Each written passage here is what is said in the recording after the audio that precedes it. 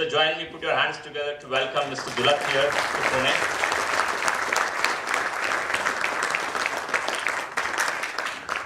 Thank you. On the eve of the 69th Independence Day of India, what an occasion and what an opportunity for PIC.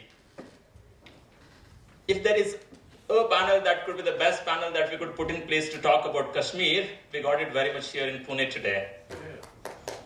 And for that, once again, thank you, Commodore Khandekar. Today we have with us Dr. Mashilkar, the eminent scientist and the president of Pune International Center. Sir, thank you for agreeing to come with our request and cancelling some of your meetings to make it to this one. This is so special for us. Thank you. We have Dr. Dileep Padgaonkar, many of you know. Dr. Padgaonkar is the chairperson of our program committee that brings out these programs to you. Also the eminent journalist who works with one of the largest media houses in the country. And as quite a few of you know, he worked as the government's interlocutor in Kashmir or for Kashmir, for Jammu and Kashmir.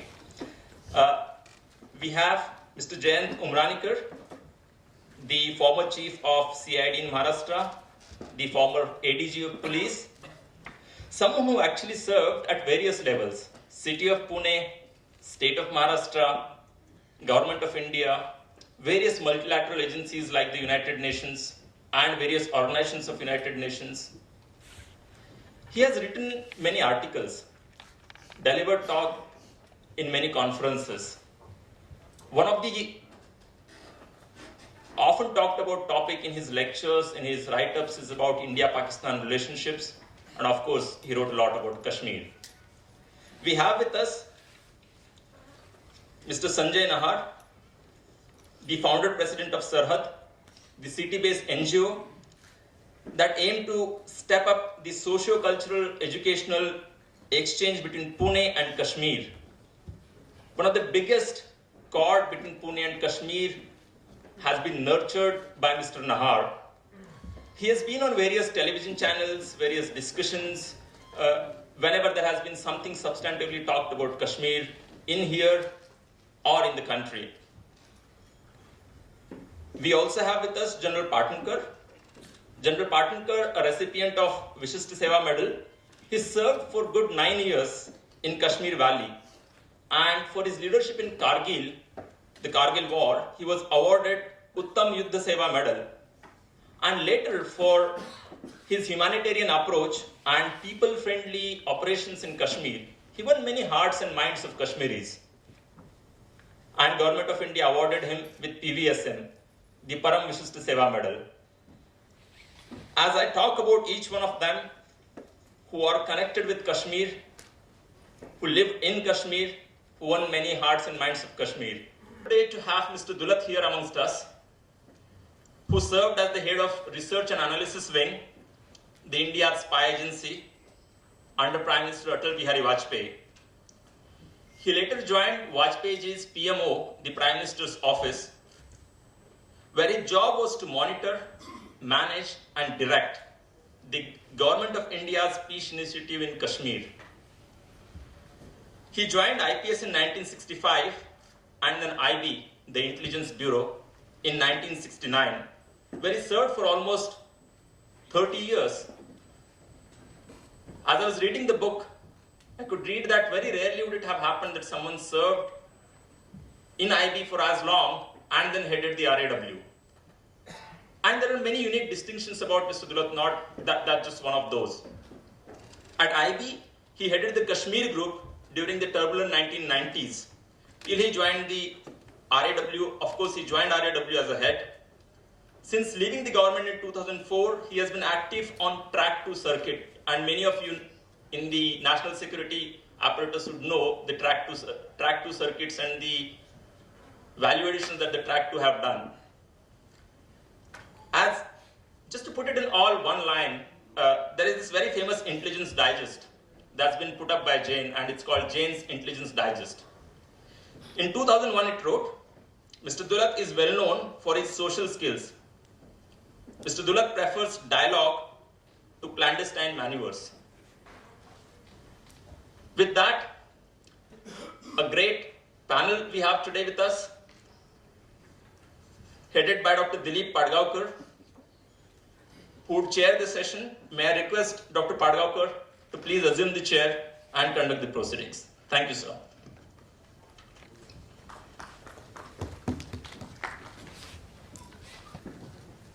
Yes, we don't need to be shy about the claps.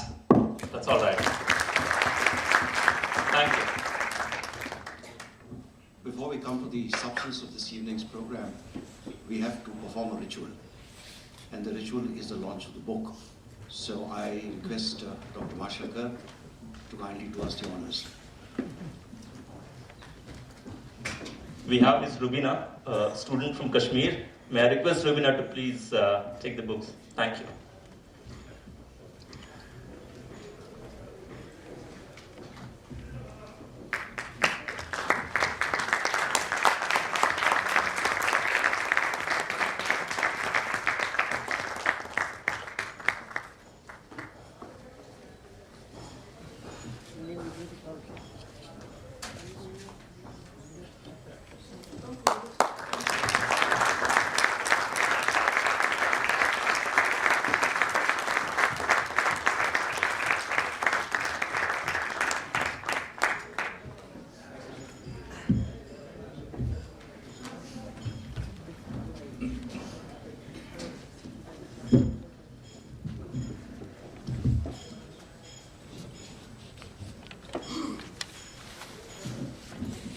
Ladies and gentlemen,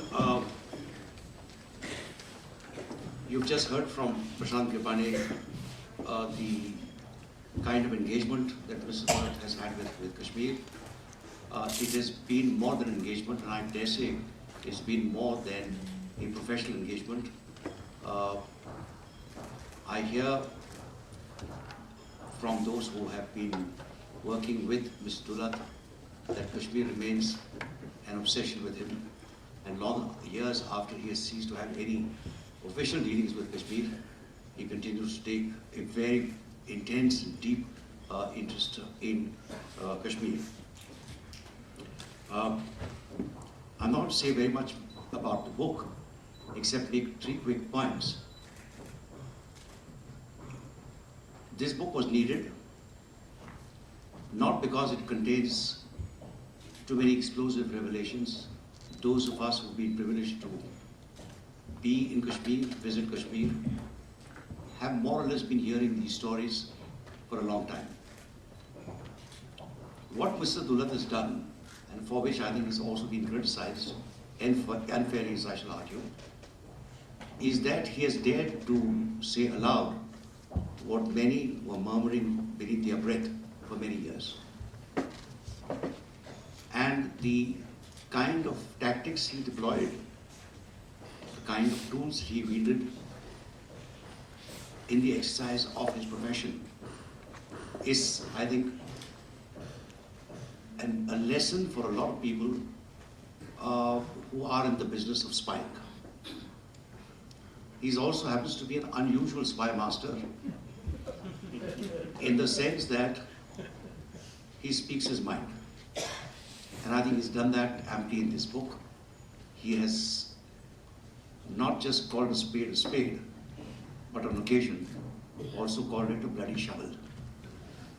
And I think the other point which emerges from the book, and I hope that we shall be able to dilate on it much later, is that by exposing the double speak and double think of all so-called stakeholders in Kashmir, he has allowed, I think, the country at large to rethink our entire approach to Kashmir. And when I say rethink, what I mean is to put an end to the kind of double speak. There's been double speak, there's been double dealing also. And you can't possibly continue on this path because sooner or later you get exposed. Your credibility is at stake. So that is the second reason. The third is that the critical comments of the book, and I'm giving you a very exaggerated summary of what I read, is that by publishing this book, by calling a spade, Mr. Dulat has made life much more difficult in Kashmir. I've taken the exact opposite view. I believe that this book is an eye-opener and could potentially be a game changer as well, provided the lords and masters on all sides are able to admit that the strategies that have been followed so far to address Kashmir have failed. I have had the privilege of visiting each district together with my two colleagues of Jammu and Kashmir. In the course of our work, we were able to meet more than 6,000 people from absolutely all walks of public life. And all I can say is that at the end of it all, it would be thoroughly conceited on my part to say that I have understood Kashmir. I think Mr. Dulat time and again stresses in his book that Kashmir is a multi-layered, complex problem. And the complexity can't be wished away with slogans or unidimensional solutions. There are a huge number of elements that go into it, and to be able to understand Kashmir, you need much more time, a lot more thinking, but above all, I think, a lot more empathy for the people of that state. So it's against this background that we would now proceed. I am first going to ask Jayant Patankar to give his reactions to the book. As you've just heard, he's served for a very long time in Kashmir. And also during our work, I was able to meet him and see that the one aspect of the work of our armed forces which has not got the kind of salience in our media are the various programs that the forces launched to reach out to the people of Jammu and Kashmir. So, over to you, Jayant Patankar.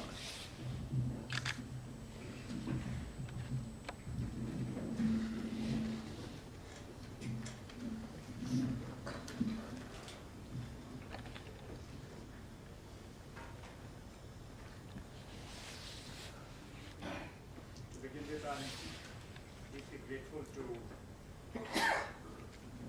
Pune International and Dr. Padgaonkar.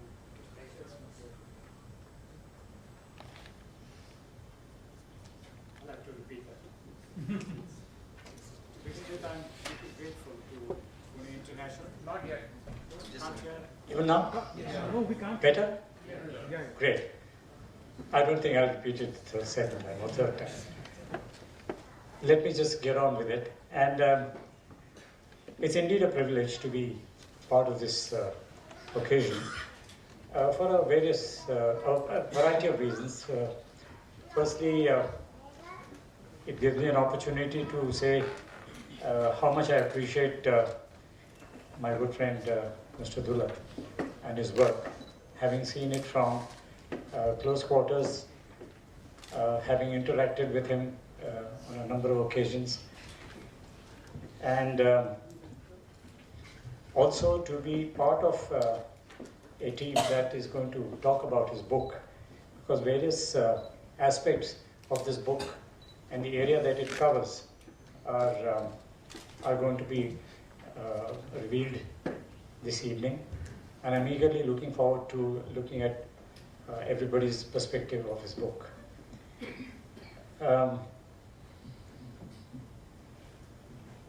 I think Dr. Padgaonkar rightly complimented the author for bringing out into open things which were being spoken of in hushed tones or behind closed doors most of it quite unnecessary. We have this vague notion of national security, and sometimes we don't know where to draw the line. And this book actually has driven the first blow into that territory. And I'm therefore very glad that this has happened. How does one describe a book like this? Is it a chronicle of events? Or is it an analytical account of a certain period which coincided with Vajpayee's prime ministership and more?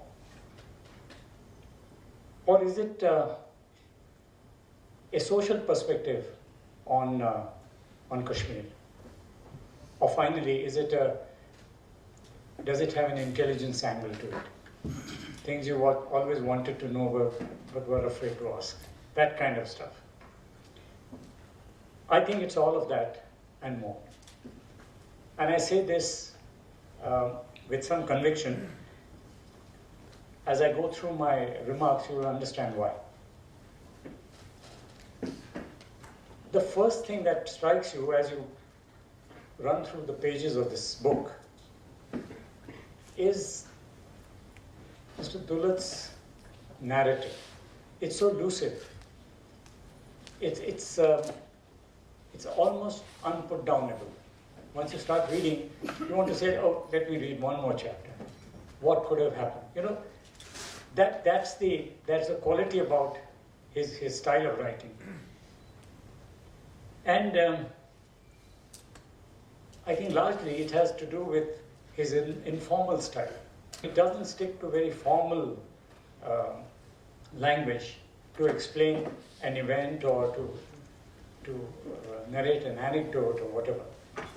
In fact, quite often he gets into vernacular, and I think that vernacular aspect actually adds more originality and authenticity to the text. Certainly when he says, "Lagao yaar, baat karte hain," you can almost visualize, and those of us who have had anything to do with these kind of forums, or when people are sitting together trying to resolve an issue, or something has cropped up and you need to do something about it. And this is typically the sort of conversation that takes place. And there are any number of such examples, particularly talking to the Hurriyat, for instance, or talking to Maulvi Madani of Nizamuddin, I think he is in Delhi, कि वहाँ के लोग आपके बारे में नहीं सोचते हैं, talking about Muslims in general, और यहाँ के लोग कश्मीरियों के बारे में नहीं सोचते हैं. Now you couldn't quite put this, in English, because that translation would be very awkward. It wouldn't really convey the emotion or the context. So that style I loved, and that's probably one of the strong points of the book. I mentioned about anecdotes. The book is not only anecdotal, but I think there is a great deal of history that is woven right through it. And that history is not only restricted to the period that he's talking about, Vajpayee years, but actually he touches events that happened many years earlier, starting almost from the partition to Sheikh Saab's time to the Vajpayee years, and then later. And most of us, even the younger generation which is sitting here, and I'm glad you guys are here, part of that you can identify with because it has happened in your time. So that's the other part, that the whole text is full of anecdotes and it's full of contemporary history. So you can relate to it and say, yes, I remember reading about this. And there are some very tragic events as well, like the hijacking of the Indian Airlines aircraft, for instance. And you say, yes, sadly, I do remember. And the TV channels were full of this, for those eventful days that it lasted. The TV channels were talking of nothing else but this. So if an author can take his readers or his readership or his audience, if I may say that, with him through his narrative, I think he's done more than just written a few pages. The other thing that comes out strongly, and Dr. Padgaonkar mentioned about this in his opening remarks about understanding Kashmir or Kashmiris. It's a multi-layered society, and I'm going to talk about that in the later part of my remarks. But in his text, what he has done, and quite effectively, I might say, is that he has given us insight into the minds of some major characters of this drama, starting with the Prime Minister himself, the Deputy Prime Minister, Advaniji.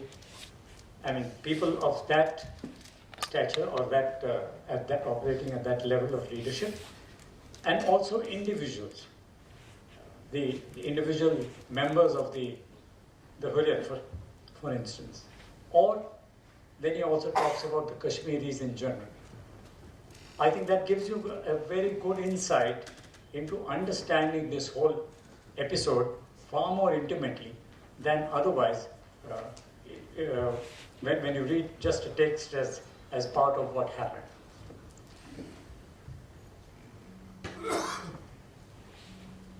I have a few observations, in the sense that this is the part that I told you about the book itself. Now, a few things, I'm in fact even tempted to quote an anecdote or two myself, because the one thing that occurred to me as someone who was operating at the grassroots levels, he was operating where the plans were being drawn up, or where the major actors were doing their part. I was operating at the grassroots level where at the line of control there was infiltration taking place. There was daily firing taking place across the line of control. And there were counter-terrorist operations going on.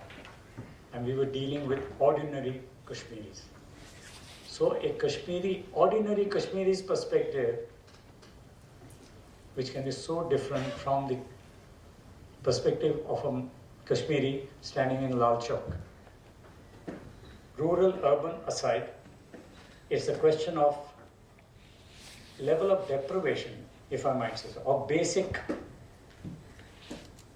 requirements being met. When we talk of poor governance or lack of governance or this happened, disillusionment, this, that, to each it would mean a different thing. And in many cases, I found that while he was looking at one side of the Kashmir drama unfolding, I was looking at exactly the opposite side. And there are many amongst the audience who strongly feel that, Kashmir, they will, no matter how much you do for them, they will always be, excited when the word Pakistan is uttered, or somebody will put up a Pakistani flag once in a while and things. All this, to me, doesn't make any sense. Because on a number of occasions, I've seen Kashmir as a young officer, just a young captain, all the way to a corps commander's perspective. And I can tell you with conviction that the basic Kashmiri is no different from you and I. Absolutely. Get that as my point of view, and you can question it later on. 3 quick examples. When I'm going back a bit into history, but just to highlight a point. One was when Mr. Bhutto was hung in the Lahore prison. There were agitations all along the border areas, and we were wondering whether these are again one of those, pro-Pakistan thing that happens in downtown Srinagar. It was quite the opposite. When all those agitators came and confronted us in our military areas, what we heard was, आज़ाद पाकिस्तान, आज़ाद कश्मीर तो ये है, हम उस कश्मीर को आज़ाद करना चाहते हैं जिसको वो कहते हैं आज़ाद कश्मीर. अगर आप नहीं आ रहे हैं तो हम जा रहे हैं. And you know, it was almost a scene from medieval Europe. You know, when you see those some of those old movies and all, people come with farm implements and all that as to use them as weapons and all. That is what they were carrying, and they said, "We are going." And they mentioned so many things. I don't have the time to narrate it. Second is a very quick one on the 2002 elections. Dulat साहब, आपको मैंने इस बात का जिक्र आपके साथ नहीं किया है.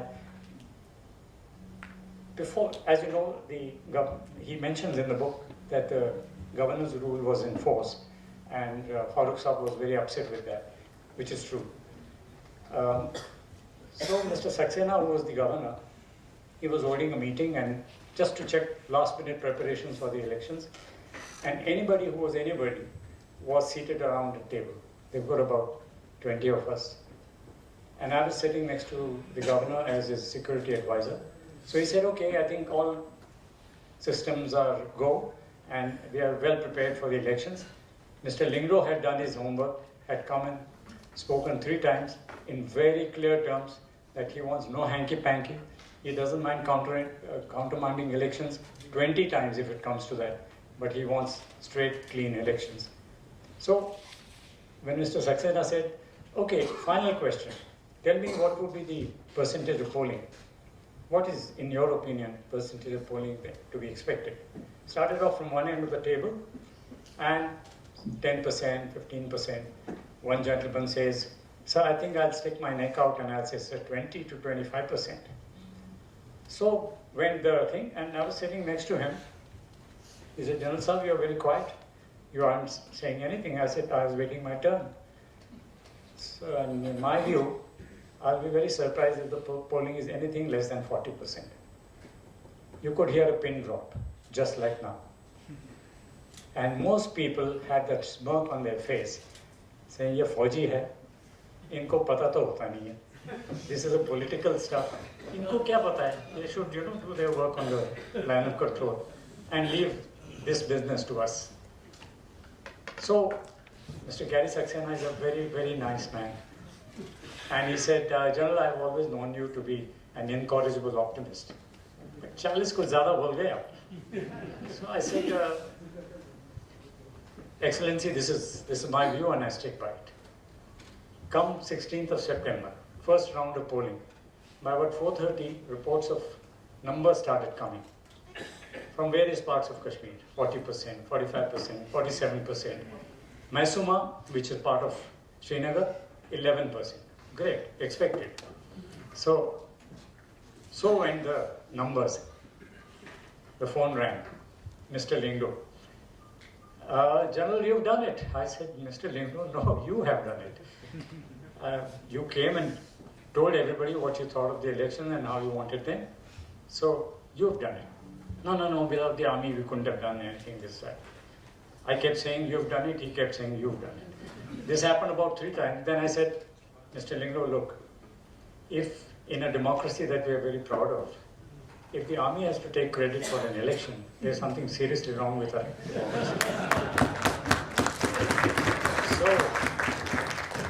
So the better thing is yet to come. So Mr. Lingdo says, how about we both done it? I said, that is okay. Then the next call was Mr. Saxena, the governor. General, I have a complaint against you. I said, oh my God, now what have I done? He said, you held back information from me. I said, excuse me? He said, aapne kaha tha 40%. You obviously had some inside information. Remember, Mr. Saxena has been heading the intelligence agencies, so inside information was usual jargon for him. So he said, you had inside information and you didn't share that with me. I said, no, I said 40% and that's what I stuck with. I said, yes, I'm guilty of only one thing. I wanted to say 45%, but when I saw the general gloom around the table, I said, discretion is better part of valor, so let me cut it down by 5%. I said, उसके लिए मैं जिम्मेदार ज़रूर हूँ, लेकिन बाकी मैं कसूरवार बिल्कुल नहीं हूँ. So anyway, we left it at that. What I'm saying is that the other angle of the elections, while what the politicians thought and what the general public, how they participated in great numbers. Young boys would come and say they were excited because they had reached, voting age, and they wanted to vote. They would say, लेकिन ये जो हैं, इन्होंने एक वो लगा दिया है पर्चा हमारे मस्जिद के ऊपर कि जो भी इंतखाबात में, इलेक्शन में शरीक होगा, उसको हम देख लेंगे. लेकिन हम जाना चाहते हैं, तो आप कुछ कीजिएगा. I said, you chaps, don't worry. You go and exercise your this thing. We'll do our job. You don't worry. But the army is not going to ask you to do this, that, and the other. We won't even be anywhere near the scene. But you whistle and we'll be there, just like the Lone Ranger. And it happened. That and many more such stories I can tell you, which has convinced me. One final. This is the press. So if there are members of the media here, they would find this interesting. After one particular press conference, I left the press conference and I let one of the colonels talk to them and say, listen, thank you very much for coming and please share a cup of tea or whatever. So they got into an informal conversation. And I planted a question with this colonel. I said, during your informal interaction, please ask them कि अगर मान लीजिए कि अगर आज़ादी का ऐलान हो जाता है, मान लीजिए कि 1 सितंबर से कश्मीर को आज़ादी दी जाएगी, तो आपका क्या ख्याल है, क्या होगा? I said, just get their reaction. I'm just curious. So he asked. So first of all, they all laughed. They said, आप मजाक कर रहे हैं आप, ऐसे थोड़ी ना होता है. He said, नहीं, मैं पूछ रहा हूँ, मान लीजिए कि अगर आज़ादी का ऐलान हो जाता है, तो क्या होगा? Some of those guys then said कि आप संजीदा हैं, are you serious about this? He said, हाँ बिल्कुल संजीदगी से पूछ रहा हूँ मैं आपको कि क्या होगा. He said, भाई साहब, 31 अगस्त से लेकर पूरी रात लाल चौक से लेकर जवाहर टनल तक लाइन लग जाएगी हिंदुस्तान जाने के लिए. That is the reaction. So what I'm saying is, let's not draw wrong lessons. What he has talked about is the intrigue, is the palace intrigue. And that is important to know, even for somebody like me, who had a ringside view of many things. But this is something that I wouldn't have known, obviously. I had no business to know this. And that is the advantage of this book.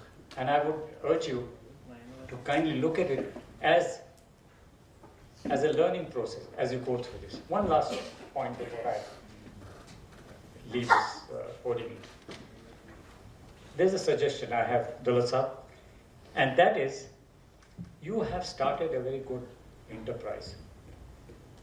I think you need to add to this. I wanted to almost say, you must write a sequel to this. I don't know, maybe 2 sequels. Right now, I don't know how many sequels are required, but the reason I say this is not just to praise you, because you're a good friend, but the conviction in my mind is, if you go through this, particularly the discerning amongst you would realize, there are 3 levels at which we operate. The leadership operates: tactical, operational, strategic. I find Dulat sahab is a master tactician. About that, there are no 2 opinions. He has dealt at the operational level. Now, he has the stature to delve into the strategic. Your sequel from here on, I think, in whatever fashion, you know better than anybody else sitting here. You have, in fact, also talked about what needs to be done in bits and pieces. I would like you to sort of weave that together. You don't have to call it a strategy for resolving the Kashmir problem. You can call it the Dulat years or something. I don't know. But now please put down your view call a spade a shovel as far as I'm concerned. But your view of how, in the present context, given the kind of turmoil there is today, and you and I know what we are talking about, how do we go forward? How do we talk to Pakistan yet ignore them? How do we get the Hurriyat on board? How about getting Mirwais the courage to speak his mind or to stand up